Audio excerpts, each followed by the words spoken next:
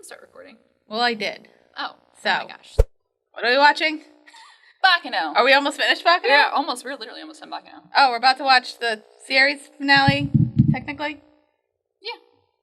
We're about to watch the finale, at least of the main arc, so, like, let's freaking And then do it. And then the side quests after? Side quest, yeah. All right, ready? All right, welcome back to another episode of First Reaction, Fan Reaction. I am your host, Cailin. With me is my co-host. Please state your name for the record. I'm hearing that.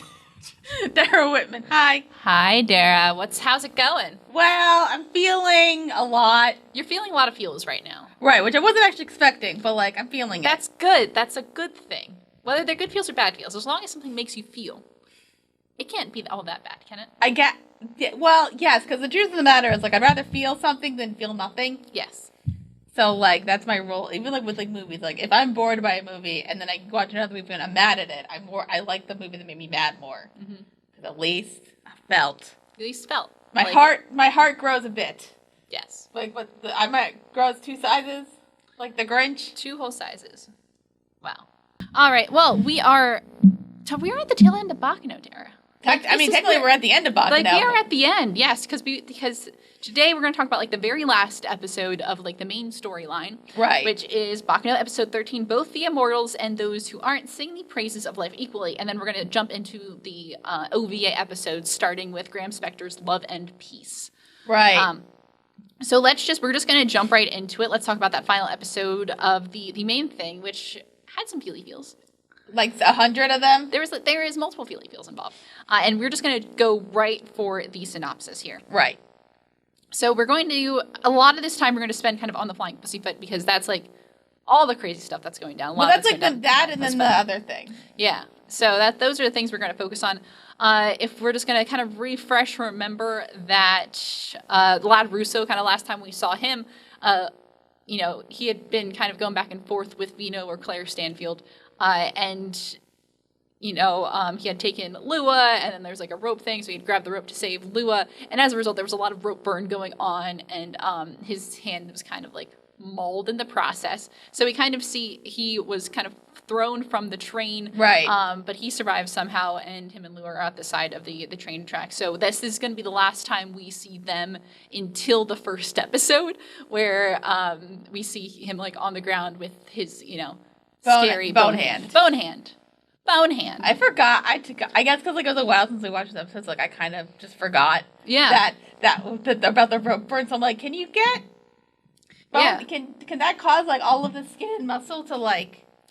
Baccano does some things that like push the limits of like what is actually possible. But like that's Immortals? Anime, baby. Yeah. Well, yes, kind of. So you say that with the impression that like Immortals do exist just in a lesser capacity in the normal world. So things to think about. Oh wait, that how we got the phone on? Yeah. I'm not too sure about your foe, but what the happened to girl the rope? seems all right. Yeah. I thought he was just common scum, but he was something else altogether. Vino. Don't you think so? This guy, Huey, is he your boyfriend? Ew. Is he family? He's your father, right? He's an immortal? So you're single, right? Don't date the guy I covered see in what's blood. going on. You think I bet he's the only family you've ever known, and you'll do whatever you have to do to protect him. Thanks for the exposition. Right? Just a little recap. But anyway, so we are on top of the train, which is kind of where we left a lot of characters last time. So we have Claire, our boy Claire Stanfield, the rail tracer. The rail also known tracer. As Vino, and then a bunch of other names, because that is the kind of person that he is. Mm-hmm. And he is kind of talking to Shawnee, which is just very funny. So he's kind of talking about Lad, and he said he was going to kind of kill him, but like he's already... It's a really far jump. Yeah, he kind of says that Lad kind of is something else altogether, and not the scum that Claire originally thought he was. And so he's kind of talking to Shawnee, trying to get a reaction out of her, but she doesn't really react. Of course, we know that she cannot speak. Right. But he's trying to get some kind of reaction. She's pretty just, like, blank. She doesn't like to give a lot up. Which is, like, kind of a theme with her. She doesn't like to give things up, so sometimes she gets a little extreme about it. So then he kind of presses her about her relationship to Marquise de Lafayette, Huey Laforet, and he's trying to figure out if he's her boyfriend, which is a great way of asking, hey, are you single? Fair. I just want to know. Fair. For reasons. And then she shakes her head no, and then he asks if they're related, and she says yes. Well, she doesn't say, she nods yes, and he's like, oh, because he's your father. Got it. Right, yeah. And Shauna's pretty defensive because a lot of people, when they want to get to know her father, is because they want to be immortal. Or they want to know the secret to immortality. They want to get close to her. They want to get close to her to get close to her father to like figure out, hey, can I get some juice, please? That secret formula juice. Even though Lafayette doesn't have the juice? He doesn't have the juice, though. So, like... He knows things. We know that Laforet knows things, but we don't know what things that he knows. So... He has knowledge. I mean, we all know things. We all know things, but he knows things that other people want to know. That's fair. So, Claire makes an interesting proposal here. I have a perfect idea. All you have to do is agree to marry me, and then I'll be your father's son. As a member of the family, I'd be obligated to protect him just as much as you. What a weird way to assure you propose. My intentions toward you are completely serious. I will never betray you. It may be true that Huey possesses the secrets of immortality. You're covered in blood. But I have no need of that. Which means he's very passionate. The power of immortality. There is no way that I am gonna die. I truly believe that to be the case. You can't say anything, but you can believe it, can't you? I just want I am a man who will never die. That'd be really funny. What happened? Somebody shot. Ooh, hello. Bye now. You can throw the knife at me if you want to, but you'll never hit me. I love him. Bye. Both the immortals and those who aren't sing the praises of life equally. Okay, I guess. Yeah. He's like, hey, why don't we just get married, and then like you're trying to protect Huey, but then like if we're married, then like protect you, who's protecting Huey, and like that'd be cool, right?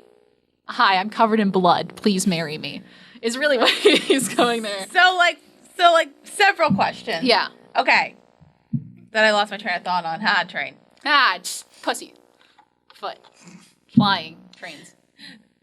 I maybe it's just like a 30s thing of like just because a man's married to a woman doesn't mean you have to protect her. I mean it's like an equal thing, but that might just be a 30s thing. Yeah. I mean, like, I think he knows damn well that Shauna can take care of herself, which is probably why he's pretty interested in her. I think he's just like, oh, here's like I haven't seen a woman in a while who can defend herself, and then it's just like all the hormones are just kind of like. He's like, hey, babe, did you know I'm the real Tracer? I kind of want to tap that. Kind of what, like. But I'm gonna be a gentleman about it. That's the so weird thing about Claire Stanfield. Like he's a murderer. Yeah. Oh yeah. Horrific murderer. Through and through. But then also like kind of a gentleman. He's kind of a gentleman.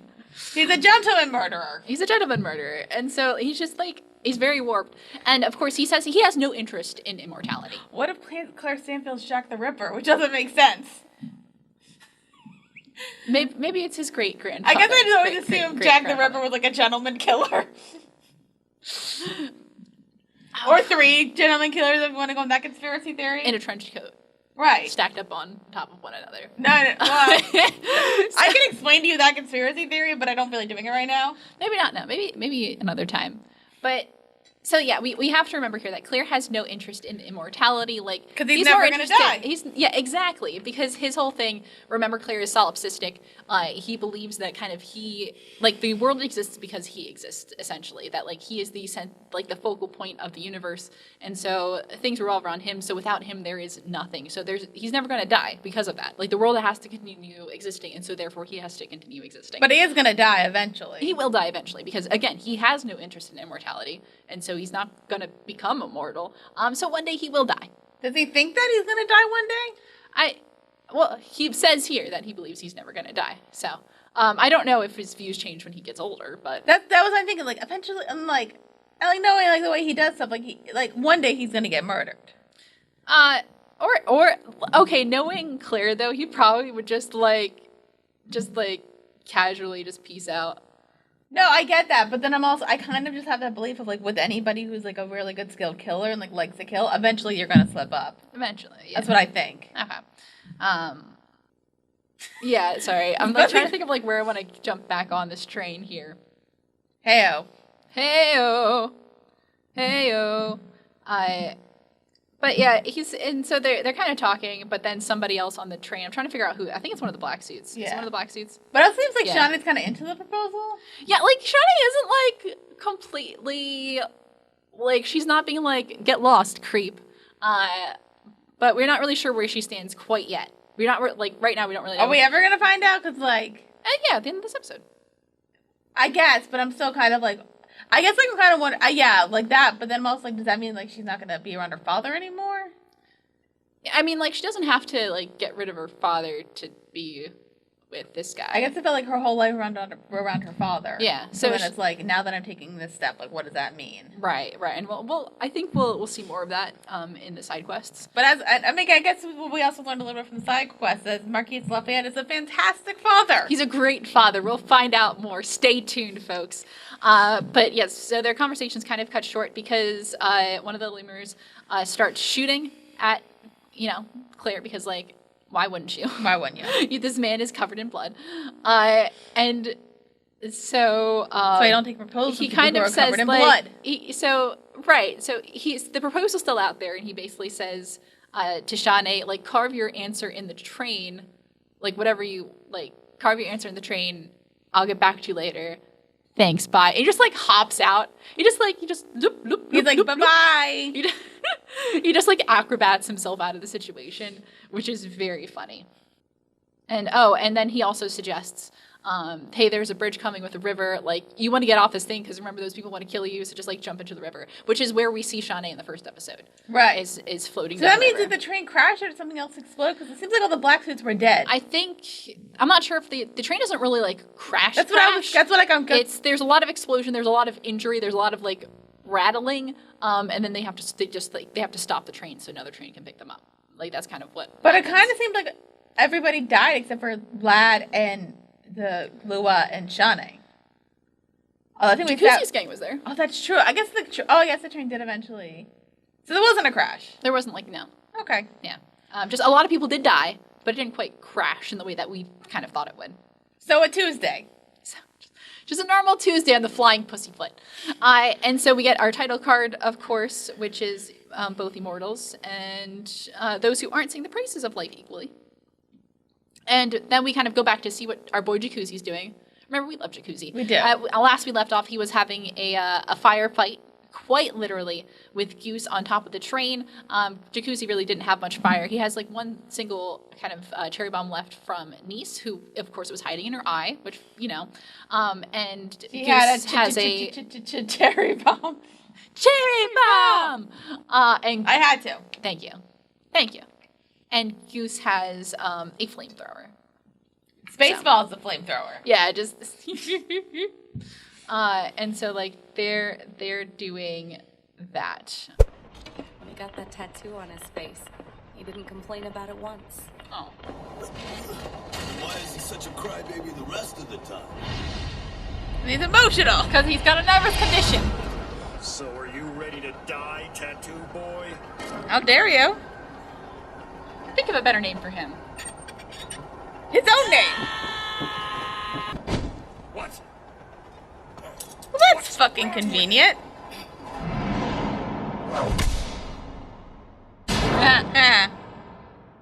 Impossible! What? Headbutt I him. was thinking, the times when I'm gonna feel like crying the most are probably when I need to be at my best, right? And so I've Wait. decided I'm just gonna cry whenever I feel like crying. That way when I face something really tough, all my tears will have dried up long ago.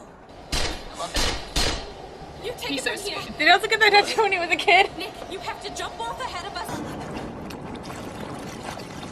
What the hell is this? Some kind of monster? Wouldn't you know that? I think it's the rail tracer. Is it the rail tracer? I don't think it is. So we also kind of see Nick and Nice doing something, and Nick kind of says, they're having a conversation about why Jacuzzi cries all the time. That, but like when it's time to be brave, he stops crying. Right. it's basically like the idea is that he cries out all of his tears before things get real, and then he does that. And they say, why does he cry so much?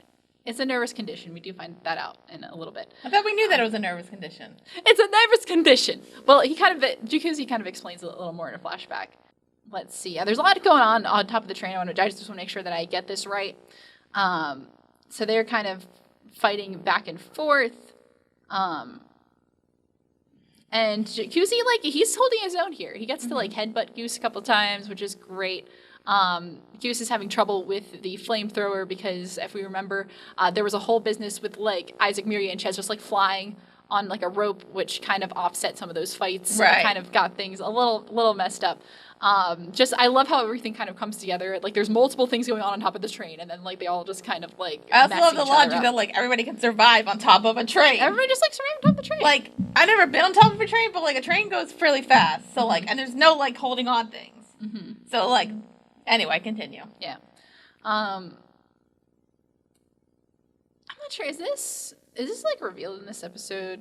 Do I get to It's say the this? final episode. I feel like it might as well. I don't know. I just don't know if this point comes across. Well, we get like a flashback about like when Nice and Jacuzzi are kids, and it's very cute. And kind of Jacuzzi explains that like the reason why he like So he explains that he cries all the time because he wants to get all his tears out of the way now, so that when he has to be serious, he can be serious. Yeah. And we see like it's when they're kids, so we see that it looks like Nice had gone through some kind of accident. Probably, I'm pretty sure she like blew herself up. So that's like how she lost her eye. Yeah. And then apparently Jacuzzi had that tattoo as a kid. Well, I think I was trying to figure out if this was explained here or not, but I think I'm going to go ahead and tell you anyway. I'm pretty sure he got the tattoo because Nice was so heavily scarred, so he wanted to be yeah. That's so cute. Isn't that so cute? I mean, like horrible because like somebody let a child get a tattoo. Yeah. But also that's adorable. Yeah. He didn't want her to be alone and having like face disfigurement, so he got a tattoo on his face. He sat there. And Nice explains too that when he got his face tattoo, he didn't complain or anything. He loves her. He loves her. And we love him. And that's probably because he had to be serious then, because he was doing it for his girlfriend, so he didn't want it to cry. Mm-hmm. So like, yeah, because I was wondering like who that was. I didn't realize it was Nice because of like the face thing. Yeah. And then I was like, how did like that happen? But it wasn't like horrible abuse or anything because they were in an orphanage. I got concerned. No, it was. I think she's kind of a pyro, so she kind of blew herself up. That's fine. Okay, and I mean, it's not fine. But so like, anyway, we love them. they're so cute. Gosh. All right. Let's see.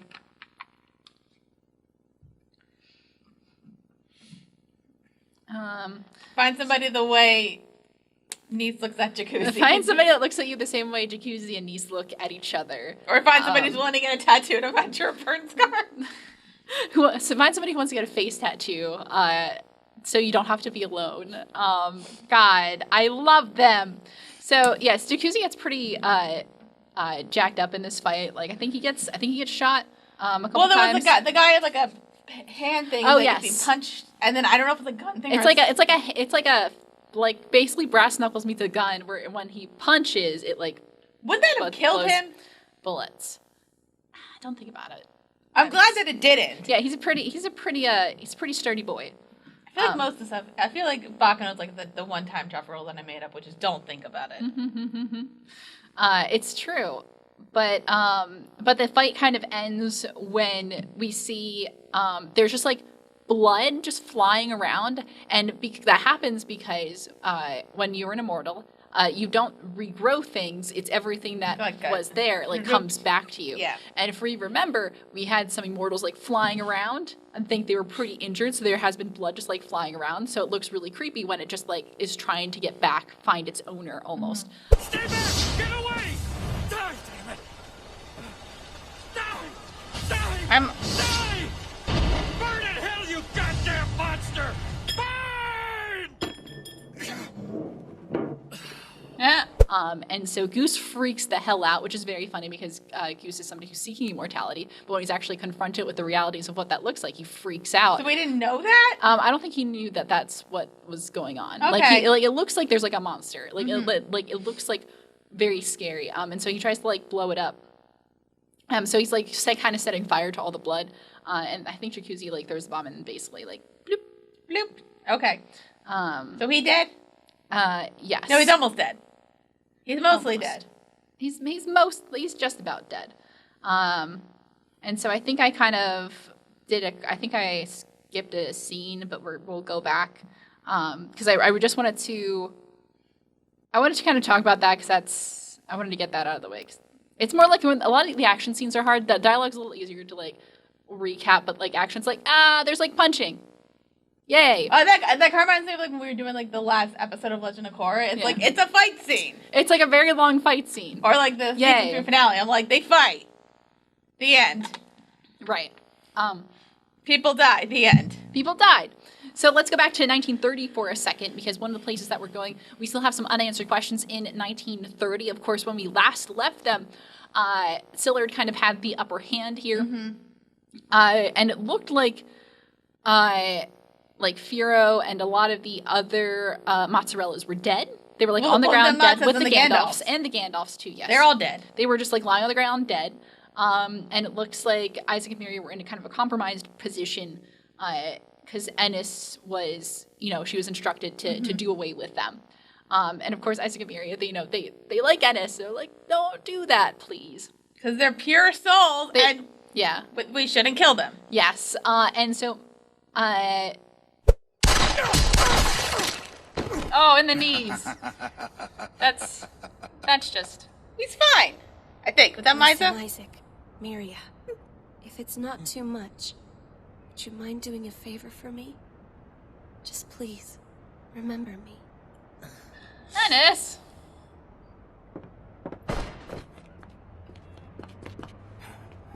No, don't slurp him. Haha. There's so much Back happening. him up. So Mize is also kind of compromised. He's shot in the knees, which is very unfortunate. It's unfortunate, but also like he'll be fine. He will be fine, except if he's in a compromised position with a fella who can schlorp him. That's fair. And so you're he's right. in prime position to get schlorped by Sillard, and that's all he wants, because once he schlorps Miza, he's going to have the full secret to immortality. Like, he's going to have the entire secret formula. So not good. Not great. So, but Ennis, of course, she has been changed by Isaac and Miri, as many folks are when they encounter them. Because pure souls. Pure souls who can purify any soul. And so she's kind of seen the goodness in the world, and she wants to do right by that. And also, Sillard sucks. So, True. like, she wants to do away. So she kind of thanks Isaac and Miri for everything that they've kind of done. And she says... Oh, wait, she asks for a favor, which is remember her, which is always a great way to end that, which, you're not going to do anything that's risky, right? Well, I feel like if she does anything to attack Zillard, then, like, that's not good. Yeah, well, because as we know, Zillard created Ennis. Ennis is a homunculus, so she's not, like, a traditional human. So she's basically a person grown out of a bottle. Which actually has questions for the next episode, but we'll get to it. It's fine. And so she knows that if she turns against Zillard, like, literally with one thought, can just kill her. But everyone knows here, Zillard is not a guy we want to mess with, so she kind of jumps off and she stabs him. Which, of course, he comes back from. But, like, we all know that because he's immortal, but it will at least stop him from trying to schlorp Miza. That's fair. All right, so then that's when they come back to 1931, and then we kind of finish the Jacuzzi and Goose fight. And the correct person dies. The correct person dies, yes. I don't understand. Why don't you just devour me? That's kind of messed up, kid. Also, I don't think they know what slurping is. They absolutely do not know what slurping is.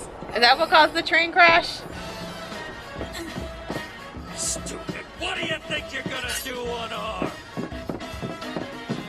I've got a gun in my heart.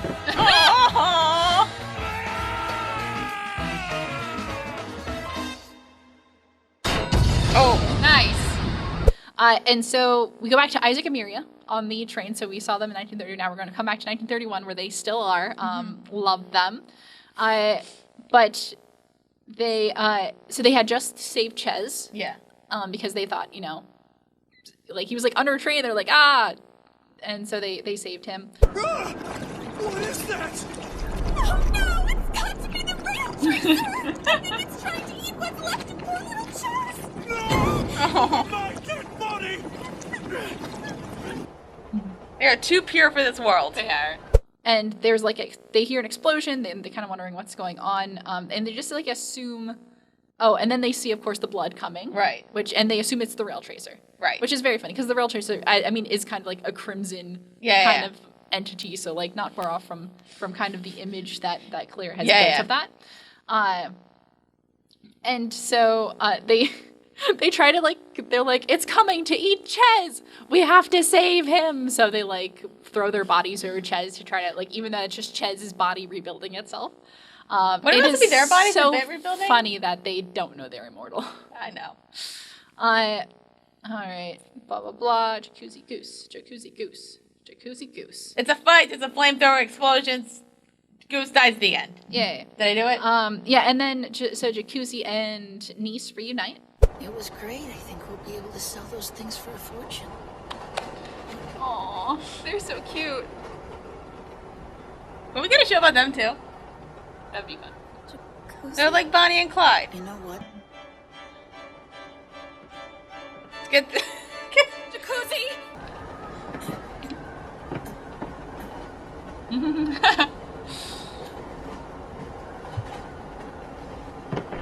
Bye.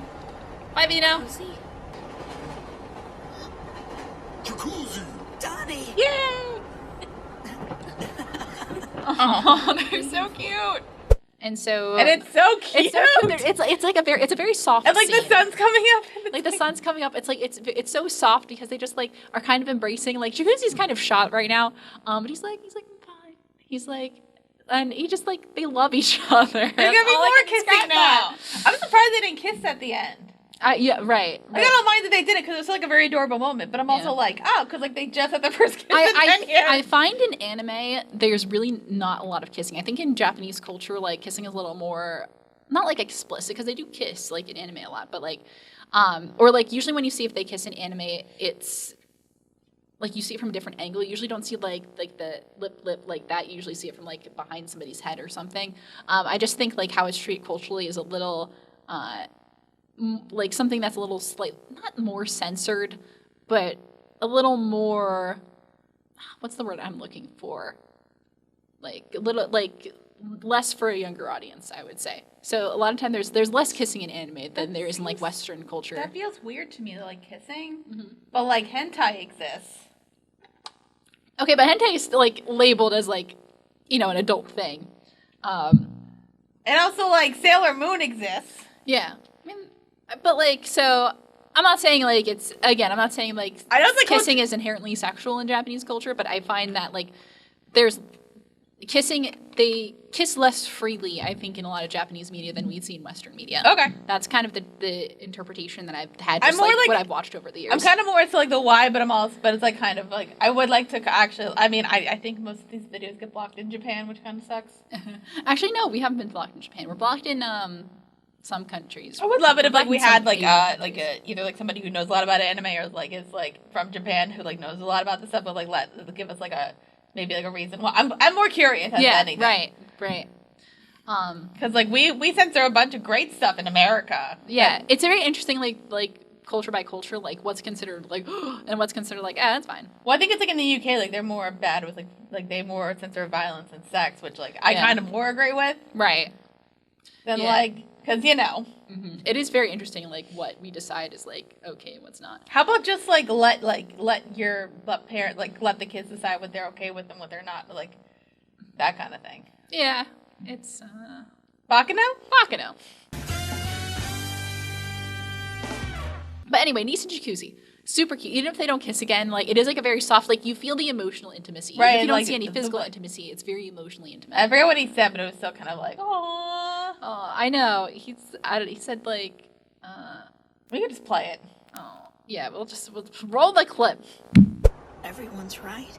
I probably have been crying way too much over nothing in the past. But who cares? For all the extra tears I've shed, I can just tell them that I was crying for you. So now, no matter what you have to face, You won't need to cry, because I've already done it for you.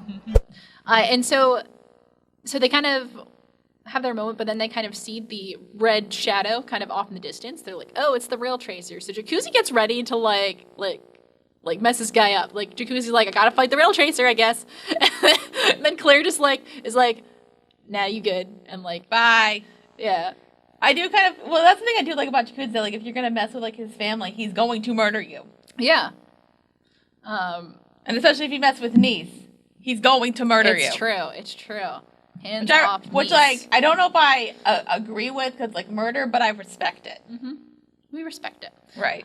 So back in 1930, last we saw Ennis stab Zillard, which we love it. We love it. Thanks, Ennis. Without fail, every puppet like you I've created turned on me once they acquired a certain level of experience. Yeah, because you suck, Zillard. Then it's you.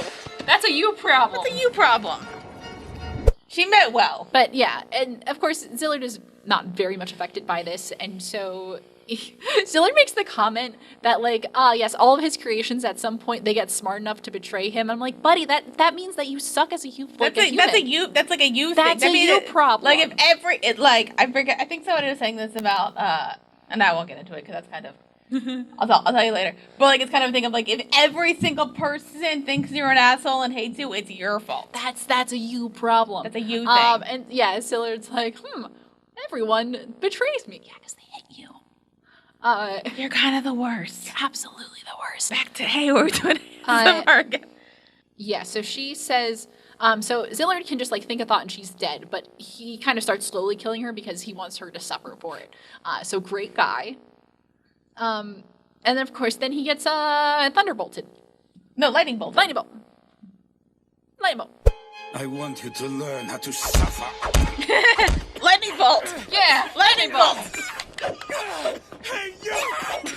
God bless him. Stop that, you fool! Just what exactly did you do?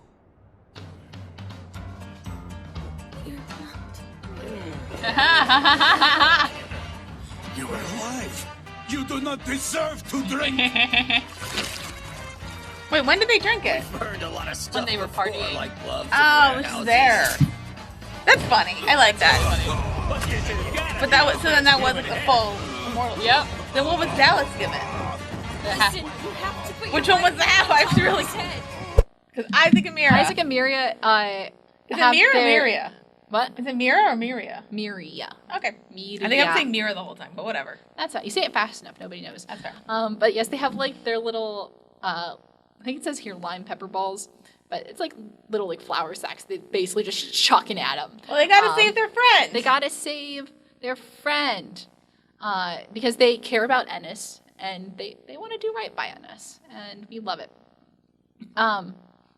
So, and then we get the reveal. So they turn around, and everyone that we thought was dead before, They're not dead. they're not dead. They're immortal. They're immortal now because somebody drank some juice. They all drank some juice at the party. Here's what I'm confused by. Yeah. So the juice was like the full immortal secret formula. Yes. So they're all full immortal. Yes. So then what was given to Dallas and his gang that only made them half immortal?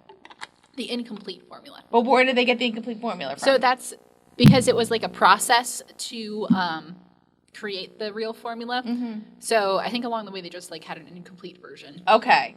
So I was thinking like we knew the bottles were the full thing. Yes. So I think this was like a prototype from like a while back. Okay. So that's what they'd been using. All right, that makes sense. Then. Continue. So, yeah. So and then like when they'd been partying before, as we kind of saw, turns out they had drank some juice. So Firo is there and he's ready to kick Zillard's. He's got to save his lady that he just met. He's got to save his meet cute. It was a very double meet cute though. I'm okay with it. So everyone's but we're like okay. And so the whole mozzarella gang kind of comes out to help. And the Gandalfs.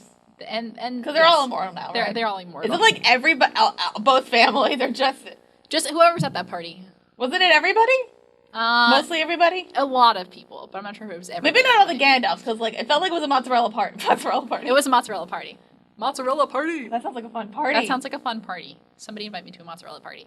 But do you just have like blocks of mozzarella? Do you have stuff that involves mozzarella cheese, like pizza and pasta? Like fondue. Mozzarella fondue? Well, I don't know if that would work. What kind of fondue did we have the last time we went to the melting pot? And it was like a mix of like 4 different cheeses, I think. I miss fondue. Fondue. Do we still want to have food that we have to share with people though nowadays? If you trust the people. Do you trust people? Rarely. But like you barely trust me. I would make exceptions for fondue though, depending on like how bad I wanted the fondue. So yes, we see of course Petzo comes out. He drenches Sillard in gasoline, which is great. Randy tosses a match, so those guys who which is very funny because they're the same guys who accidentally caused the fire that destroyed most of the secret formula in the first place.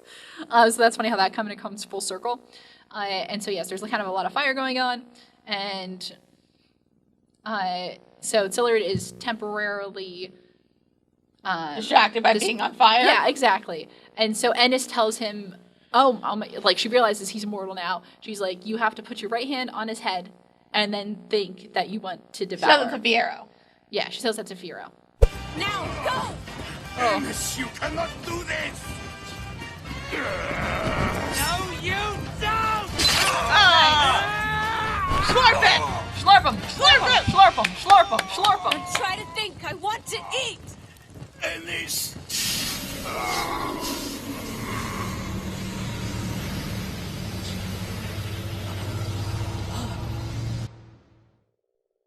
Baccano! She instructs them on how to slurp. And this is like the only time that we're like, yeah, slurp, slurp, slurp, slurp, slurp.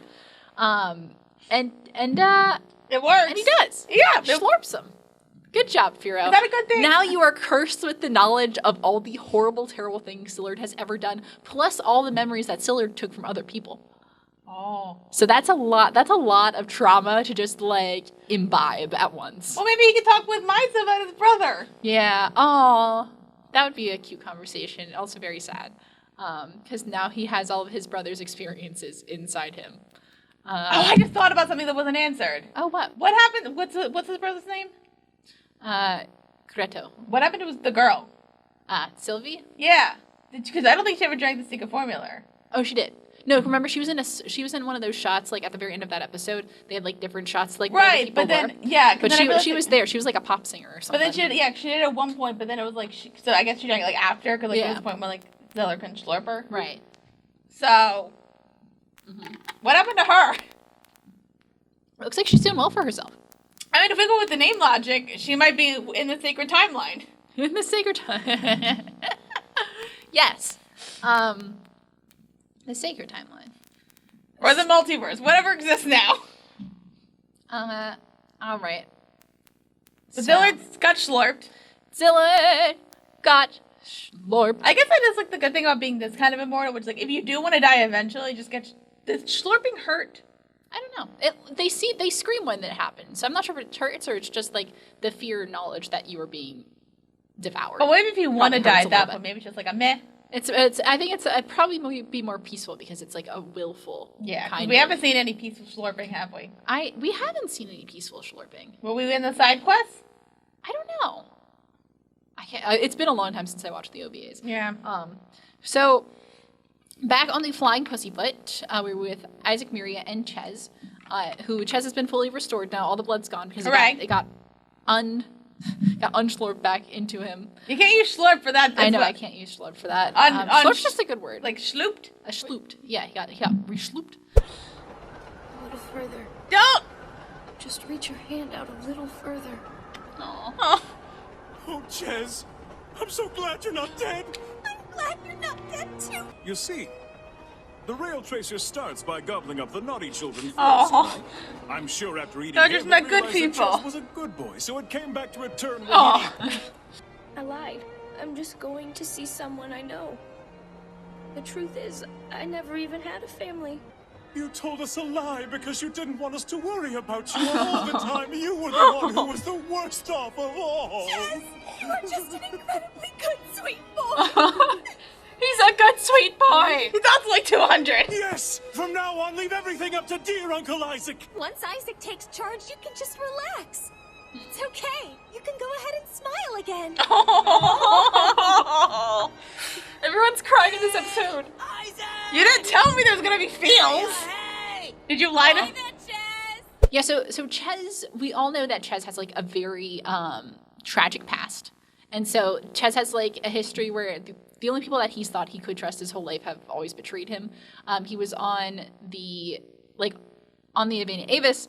Of course, we know that the person, his guardian, was just like the worst human monster. being, an absolute monster. And even on the Evania Avis, like everyone else was like slurping each other. So like Also, all of his examples like that he's had like of people that like of immortals that he knows, people that he thought he could trust and then couldn't trust, have been a bunch of assholes. have been just like assholes. And then remember, of course, when he finally slurped whatever the heck that guy's name, whose name I don't remember. Who cares? He's a monster. The long-haired bastard.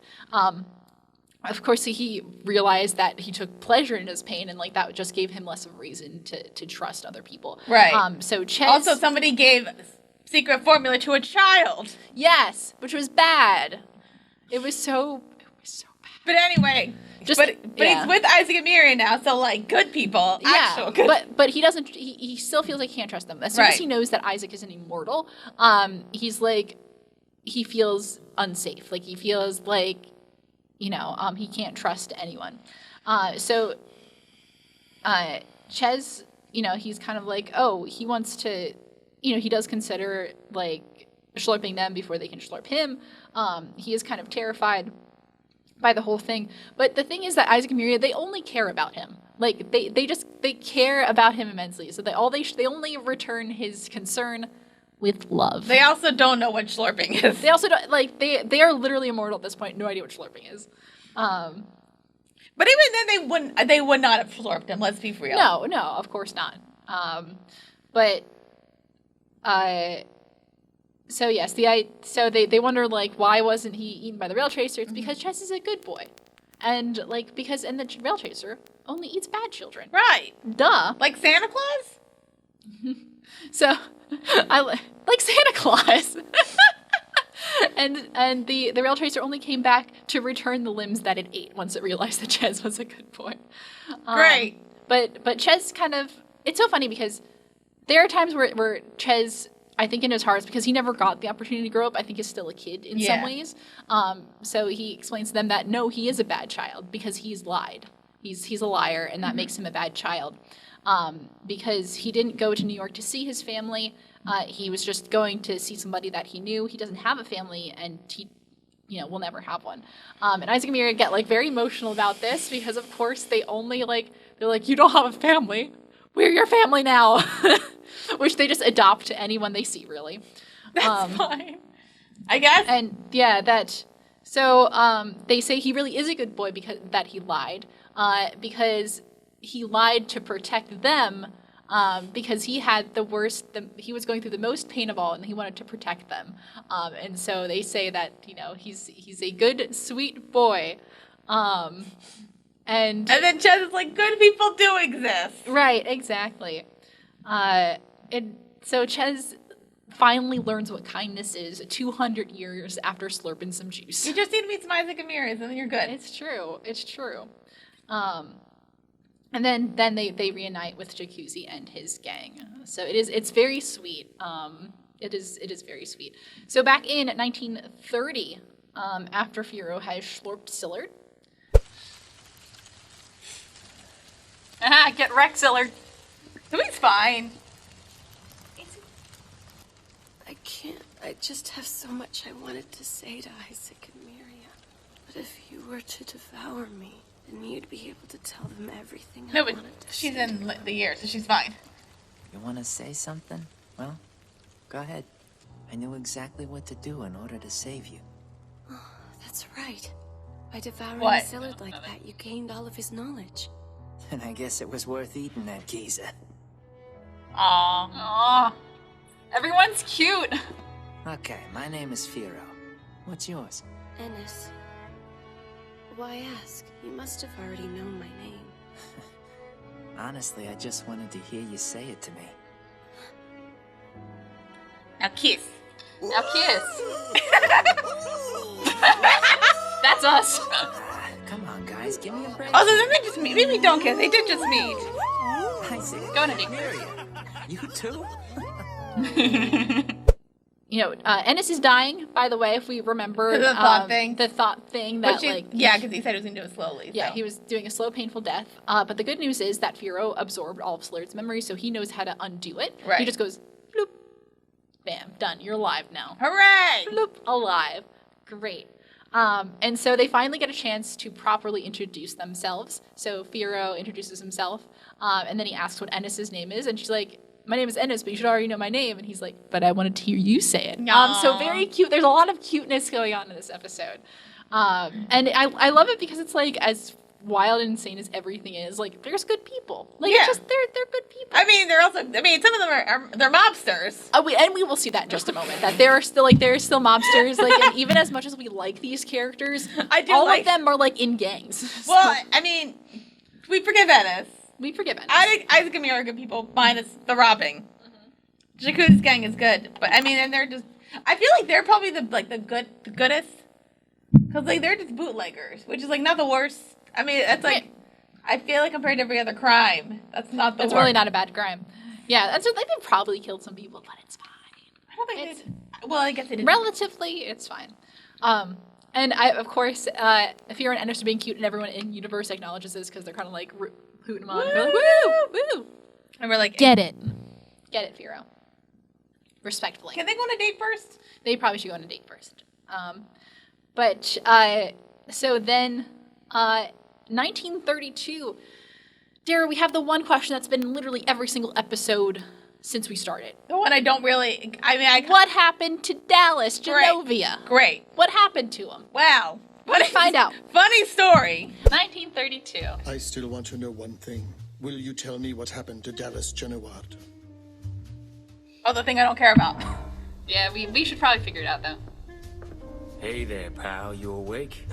We've got immortal bodies, like you. But apparently you guys will die of old age, whereas we can live indefinitely. Keep that in mind. You've only got one choice. It's time for you to accept responsibility for what you've done. Accountability is key.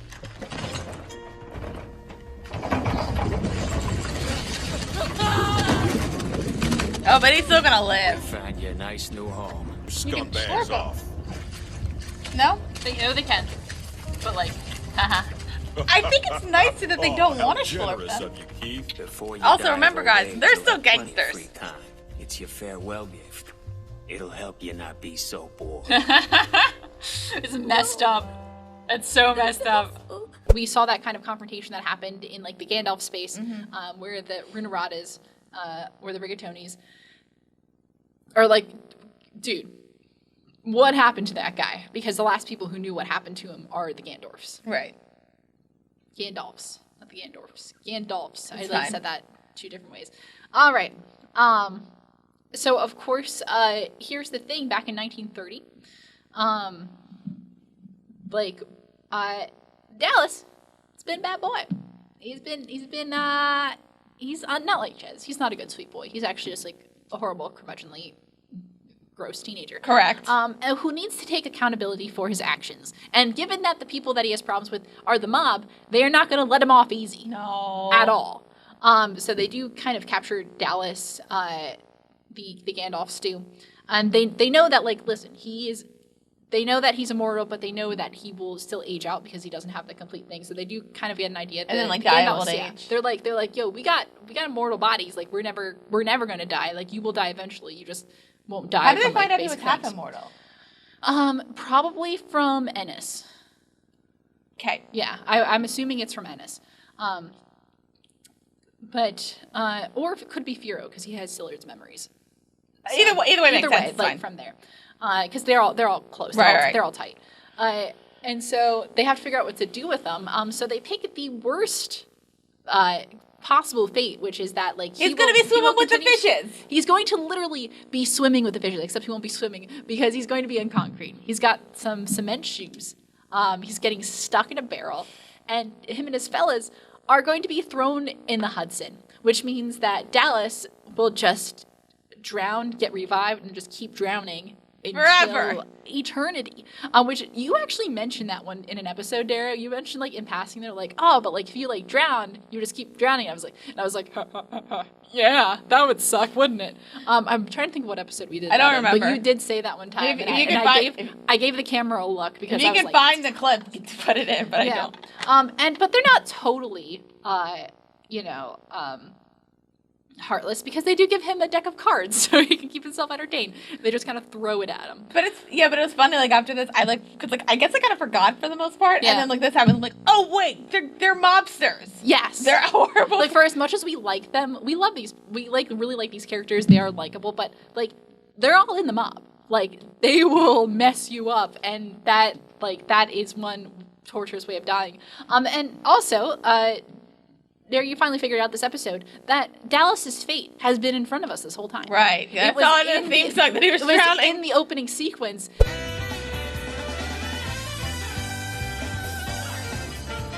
Does the fact that he's in water of any civilization? I wonder if it's like a thing of just like they put him in a crate and then he's in the water, but since he can't die. That'd be horrible. Oh, wait. The opening sequence, the one time that we see Dallas, is that he is underwater, like looks like he's drowning, and he has cards like floating around him. So people kept asking, where's Dallas? We've known this whole time, people. So that's where Dallas is. A horrible, terrible fate. So back in 1932, Eve just heard about all that information, about all the horrible things that happened to him, and she's a little upset, terrified. And so they basically have to figure out, like, who's getting Dallas and what's going to happen with him. Your brother killed several of our men in this very room 1 year ago. He did so without pity. But I'm afraid there's nothing more we can do. Well, he's not dead. You just go find him. He's in the Hudson. I assume that means it's okay for me to pick him up. What exactly are you going to do with my brother? Some tests. We'll examine him in a certain laboratory I have. So you promise that you'll bring him back up? Yes, and then at least he'll be free from the suffering of continuously drowning forever. That's horrifying. For me to visit him? Is that worse than being schlorped? You have my word. It's worse than being schlorped. Eve, are you sure about this? That man is single-handedly responsible for killing members of your family.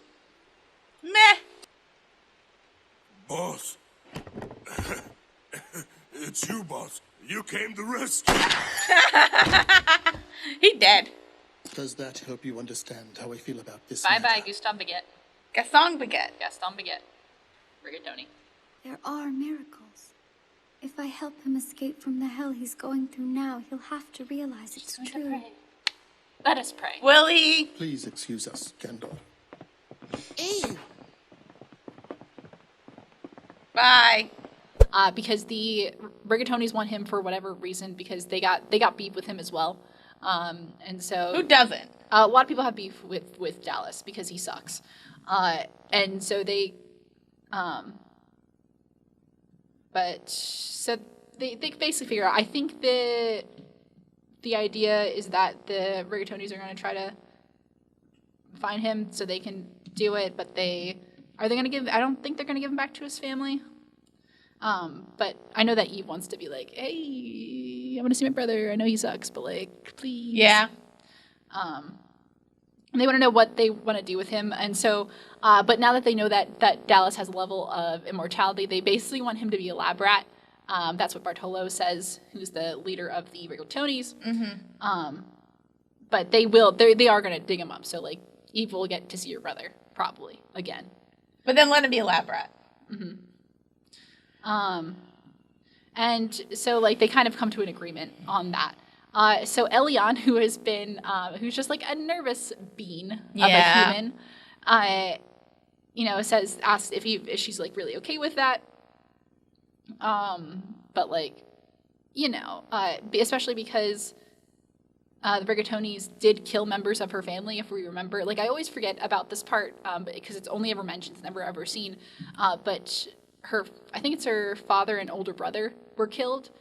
I think it was back and forth on who murdered them, because I think some people thought it was like Dallas who had murdered his family because he wanted the inheritance, and others thought it was the Rigatonis who had done it, but Bartolo, who's the head of the Rigatoni, says, like, I didn't say that. It was this guy over here. Gaston Baguette. Gaston Baguette, Rigatoni. And so they're like, let's clear this up once for all. Of course, Gaston is a little unconscious on the ground. As soon as he comes to, he gets shot in the head. Great.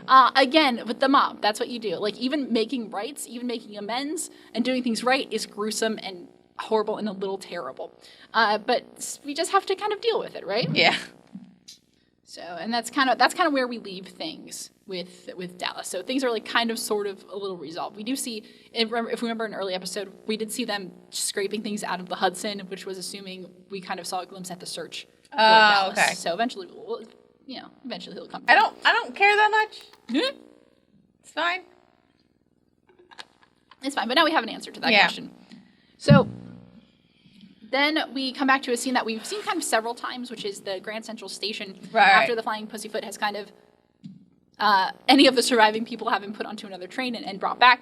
And then we see the, reunited. Now that we know how everyone knows each other, it is a really nice way to like see everything kind of come back together from 1930 to 1931. What about the Daily Days? Oh, wait, I don't care. That's who we care about. Yay! My fine fellow. Oh, look wonderful. Hey. Remember me? Ennis, this boy's name is Ches. You should take him as your younger brother, Innes, so you can both have someone. That's a great idea. They brought her a younger brother. Young Ches can be What does he want that? gift to you. We did it. We brought you a child. A 200-year-old. I came to this city in order to devour this man. Oh. Do you think this means they know each other here? I guess. Why would you want to devour He was coming here to meet somebody. Ches has issues and unresolved traumas. Now he's I going get to it. put his right hand on my head and devour me. Why would he do that? What's he His doing? left hand. It's a trick. He's pretending to be kind. Wasn't Miles always a good It's guy? just a trap so he Miles can is a good devour guy. me later. It's all right. Ches has a bad history Don't of believe people in his him. life. Hey, cheer up. Miles It's wasn't the just one who was like like doing the before. painting to him, It's right? already set in motion. But Misa, it could never be like it was back then. I've missed you. Oh, baby! So much. Again, he's 200. Mm-hmm. Oh. Almost 1932. Because this happens like. Oh, wait, can the 31st. Mozzarillas and the Gandalfs bring Jacuzzi's getting into the bootlegging thing, and then everybody can be buddies? Everyone can be buddies. They're doing their own thing. No, I know they're doing their own thing, but like also like more friends. More friends. And so, of course, we see Isaac and Miria reunite with Maya Hero Ennis, and it's all great. But we also see Ches is there as well. Ches, of course, is there to see an acquaintance who is Misa. So Yeah. he knows Misa. But it wasn't like we planned this. It's like a surprise. Well, I think he knows that they were seeing each other. But Ches, again, his long history of not trusting people, what he wants to do is like, all right, like maybe I should just slurp this guy. I'm just gonna slurp him. Like it's gonna be fine. But he kind of has his guard down a little bit, or he's a little frozen, doesn't know what to do. So he thinks Misa is going to slurp him. Yeah. Because like that's what he's used to. So, Ches tries to, he wants to take out his right hand so he can eat him, but he's hesitating, and then Misa sticks out his hand, puts it on Chez's head, but it's his left hand. And he just pats him because he's happy to see him. Misa doesn't seem like a schlorper. No, he's not really a schlorper. No. And Ches kind of breaks down at this. He kind of the weight of everything that's happened to him comes down, and he finally lets his guard down, and just tells Misa that he missed him. And it's so good. It's so good. Makes me feel so many things because he learned to trust again. Which is, we've also mentioned that like Dodger was a gift to Ennis from us. Oh yeah. Because if we remember in this. Technically the second episode, the first episode of like real plot stuff, when Ennis wrote her letter, she seemed really sad because she doesn't really have much of a family because she never got to meet the ones before her, to which Isaac and Miria assumed that meant that she wanted a little brother. And so she got a little brother because they gifted Ches to her. Because Ches doesn't have a family, Ennis doesn't have a family. Hey folks, don't gift children. I think that's kind of illegal. I think they meant it out of the goodness of their heart. They did. They meant it very well. And like, I think Ennis was like, I feel like Ennis like probably doesn't want to be. I feel like it's kind of like, okay, we'll bring him into the family. Why not? Yeah. And also like Misa knows him, so it's like it's fine. It's fine. And but yeah, so they did gift a child, but everyone seems pretty happy. It's fine. And no one is questioning the ethics of that. And so back in 1930, Misa is really upset once he finds out everyone's immortal because Misa, I think, has felt cursed by his immortality. Firo, No, Misa. I understand everything. I know. In that case, I don't have to explain. You, of all people. But Misa, it's not like we want to die. I'm sure no one minds living forever one bit. In fact, I feel like jumping up and shouting, Yahoo! I'm so glad. I don't understand, but Yahoo! Yahoo! Yahoo! So sad, Misa. Okay, sure, it's fine. This is fine. What are you saying, Firo? So they all drank it. Aww. Because last time a big group became immortal for him, everyone tried to kill each other. Not everyone, but like there was a dude that tried to kill a lot of people, and it just created a lot of havoc. I mean, his brother was slurped as a result. So like Misa like doesn't really see this as a good thing. But you know who you can trust as a group of people who become immortal and not want to kill each other? The mob. The mob, right? So, but the thing is, they are the mob, but they're also like a family. So like they're very loyal. They're very sworn to each other. So they already have that basis there, and also most of them are idiots. So the best way to assure that immortality is placed in good hands is to give it to a bunch of well-meaning idiots. Yes. As we see with Isaac and Miria. So they're pretty happy. Like they, Yahoo! Immortality is fine if you have it with like your best buddies. Yes. I mean, because that's a big thing with a lot of like people like in movies when somebody's immortal, they're like, yeah, but then everybody I love dies eventually. So it's like it's nice to be buddies who are also immortal. Right. And eventually, like, and if one of them wants to die, you just slurp them. Absolutely. It's fine. And so, like, everyone's just having a good time at that. So, like, Firo, he's not upset at all. Like, Misa kind of, like, feels bad for him, but Firo's like, nah, we're good. And so I think Misa also gets to get a little hope renewed because people don't suck as bad as he has experienced in the past. Hear, hear. We're drinking more secret formula? This was when they all became immortal, I think. Oh. It's the least we can do to thank them for having us. Oh, God damn it! I love you. Oh, they're so good. I love them. I so love much. it. So nobody was thinking. And they just became immortal. Amazing. Kiss. Kiss? I did notice, but I chose not to stop. They'll be able to muddle their way through it. That's more or less what I was thinking. What? Well, no matter. That's the demon. Oh. And then we get like a brief flashback to like the moment where everyone became immortal because we see that part in the party where the party starts. And they're just like pouring the drinks and they're like, good thing we have this booze. Two whole bottles of booze. Two whole bottles of booze. They just like mix it a little bit. And Isaac and Mira just like, oh, we just wanted to be nice. And they're like, yeah. And they made everybody immortal. So I do kind of like that the way that most of these people became immortal was just an incredibly stupid reason. Yes. Which is great. It just fits with the whole theme of the show. Right. Which is people are wild. We also back in 1930. We're still in 1930. Yeah, well that was back like a little bit before, like after everyone becomes immortal. Oh, right, we do see remember there's a fellow by the name of Ronnie, who we kind of saw in the Avis episode, like he's voiced by the same guy as the demon, so he is the demon who is just like still in his observing role. I literally forgot who this guy was. Yeah, so he's a member of the Mozzarella family, and so I guess because Misa was a Mozzarella, he wanted to hang out with them. Basically, so he's just kind of keeping tabs on people, and so he's just hanging out.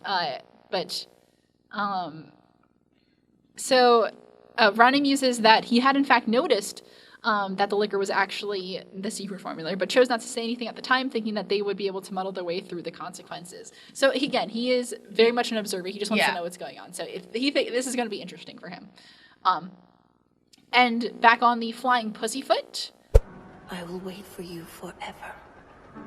Please find me. I'll also try to find you. She's into that shit. Manhattan, she says, but that's an awfully big place. Besides, I never even told her my name. Well, anyway. Well, I'll have to wait until I finish my job with the Gandors. I don't know how I feel about this. I'll find you. Is it romantic? That's from the first episode. I don't know how I feel about that. I remember Claire told Shawnee that hey, write me a note. Whatever you decide. Like, if you want to get married? You want to get married a little bit? Hey, girl, let's get married. And so Shawnee does write him a note that says, I will wait for you forever. So she was really in to, like, his whole shtick. Sure. He was like, hey, no one's ever loved me besides my dad. And, like, you're kind of hot. So, like, let's do it. Yeah, I mean, I guess I'm attracted to guys who are covered in blood. He's very charming. He's very charming. I'm just worried about this relationship. It's fine. So she's going to wait for him in Manhattan. Manhattan, of course, is a very large place that Claire remarks. But he, of course, he never told her his name. To be fair, Claire, you have like 6 names. Like, it's fine. Like, that wouldn't have helped anyway. What is it? Claire Stanfield, Vino, Rail Tracer. I think there's there's another one on the wiki that I don't think is said in the show. But also, did he declare his love for her or just wanted to marry her? I think love was implied, maybe. Was it? I don't know. So okay, so once he kind of finishes his job with the Gandalfs, he's gonna find her. So and then we kind of end on a very funny note with a flash forward. We end with a flash forward right to 2001 in New York. Don't think about it. Don't think about that. I know what you thought. Don't think about it. We're in Manhattan. We're in New York. We're in New York in 2001. 2001. What?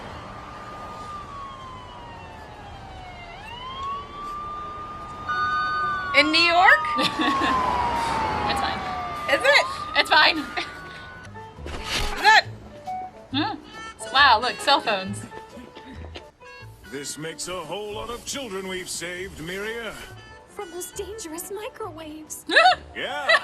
According to the British Sun, or Nature, whichever it was, conversation is almost completely disappearing from families because of microwaves from cell phones. Children just play video games. Husbands are cheating on their wives, and mothers are going off to work. The family is breaking down. Yeah. And we're going to do our best to put a stop to it. They know it's 2001, right? I've got this feeling like we've never even aged. Am I right?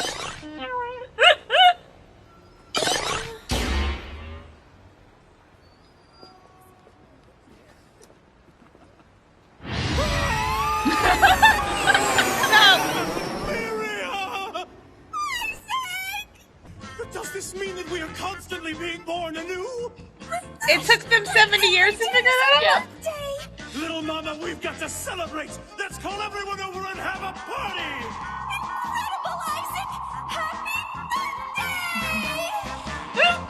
Also, many birthdays to come. Also, on Baccano. Baccano. Of course, Isaac and Miri are there because, of course, they will be. And they're just a little racist. They're both dressed in for different time periods of ones they experienced but maybe haven't grown out of yet.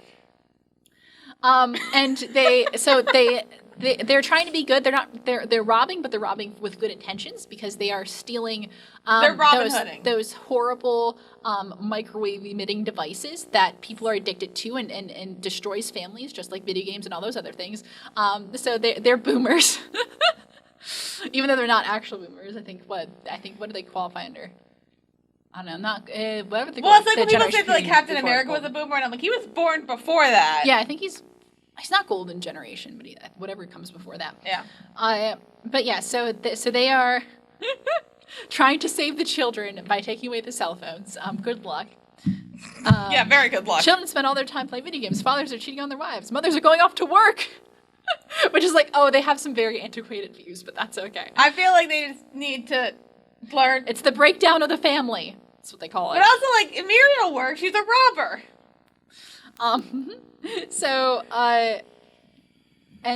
Anyway, but yeah, so they finally have a realization. It's been 70 years. It's been 70 years, and they just now have the realization that they haven't aged in 70 years. I wonder why. So many questions. Mm-hmm. So I'm assuming that everybody else is still alive, or at least like most of them are still alive. Yeah, people that they like still are mostly still alive. They didn't tell them. They probably just assumed they were there when everyone had the conversation. They just weren't paying attention. But like later on, they didn't like bring up a point. I mean, I guess I can assume like Isaac and Mira, like they weren't always around everybody. Mm-hmm. Like considering like the gold mining thing. Yeah. Like I'm assuming that they weren't with like the Mozzarellas and Ennis like the entire time. Right. Which is fine, but I'm also like, but like you had 70 years to figure this out. To figure it out, and also have somebody tell you. Yeah. Yeah, I don't have any excuses for them. But they are very excited to find out that they haven't aged. And then they're going to call everybody up and have a big party about it, though. And so we end on the last note, which is there are going to be many birthdays to come because they're immortal. They already I don't know how old they were when they became immortal. Like 20s? Probably in their 20s, yeah. So, like, they're already technically, like, 90. So, like, so many. God damn it. It's fun. The end? And the end. That's where we end that. Right. Dara, what do you think of this episode? I really liked it. It's a good ending. Like, this is the moment that we see really, like, everything, mostly everything. There's only, like, one or two little notes from the first episode that don't really mean that we can ignore, really, for now. That everything gets resolved. So I told you it would get resolved. It did get resolved, so I'm happy. So now you have the full picture of everything. And so how has your interpretation of the story changed now that you have the full picture? There's still so much stuff that I don't care about. Yeah. But, like, the stuff that I do care about, I really like. Mm-hmm. Like, I say, like, the mob stuff, like, I mean, obviously, it's Jacuzzi's gang and Isaac and Miri. They're the ones that I care the most about. Mm-hmm. So, like, I'm happy that we got a lot of them. Yeah.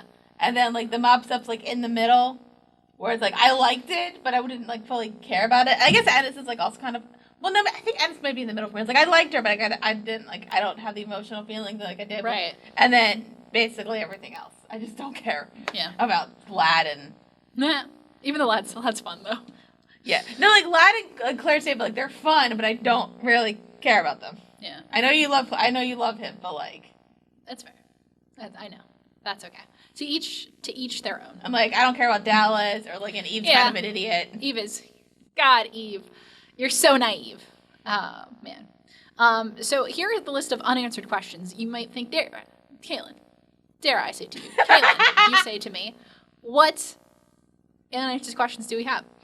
It's just like some stuff that I really don't care about. Did Gustav St. Germain and Carol ever set the story straight? Those were, of course, the people. They were the framing device of the first episode.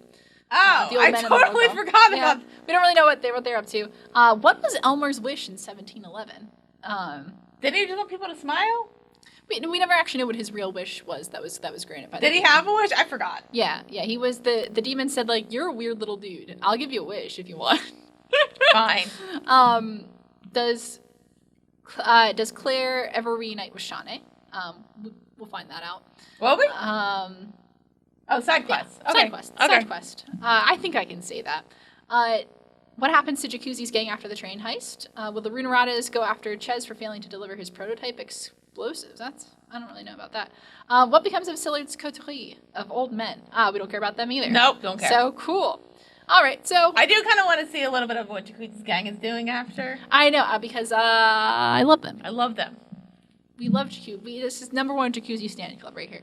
So that was a lot. I probably talked for like an hour. Yes. Jesus Christ, I talked for an hour. But like that was the end of like the big arc. So like that warranted talking forever. I can't imagine I'm going to talk about. And we're done with the show. Thank you so much for watching. Just kidding. We have 3 bonus OVA episodes. OVA, of course, means original video animation, which just means they're kind of like offshoots. We're calling them side quests, and it's just like a little taste of what's going on there. So we still get to see a little bit more of what we love, but until then, we're actually going to take a break for a little bit before we talk about our first OVA episode, Graham Spector's Love and Peace. Stay tuned. Woo! What happened? Mm-hmm. Oh, that was it. Also, so none of their friends told them? Even if they did, They were probably thinking about other more important things. Okay. So that's the end. That's the end. That is... Oh, I love them so much. I do too. Also, is that traumatizing? I imagine if you have that guy's memories, that would kind of mess you up. So basically, a bunch of them just became immortal because of they partied it up way too hard. Yep. Alcohol. Alcohol saves the day.